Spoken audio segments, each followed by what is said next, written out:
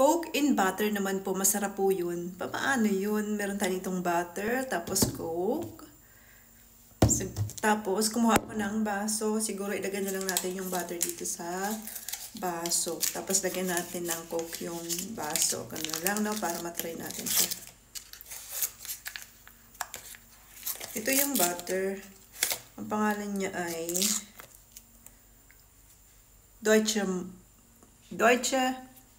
Markenbutter.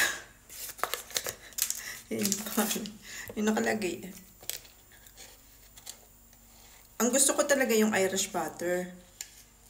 Kaya lang, doon kami pumunta sa ibang, wala doon Irish butter.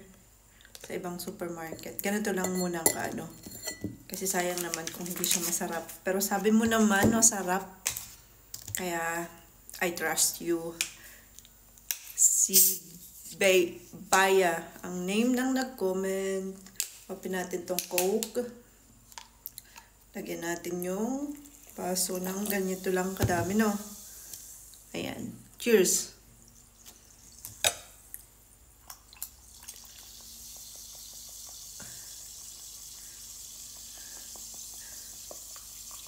Oh, excited na ako. Ano kayong lasa nito?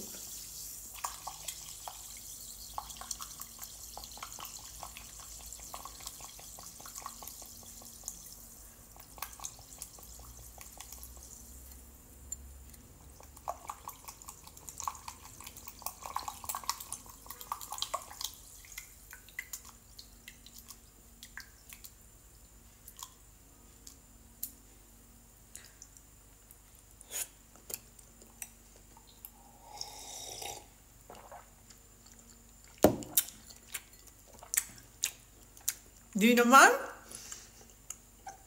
Ikaw Da. Di naman masarap?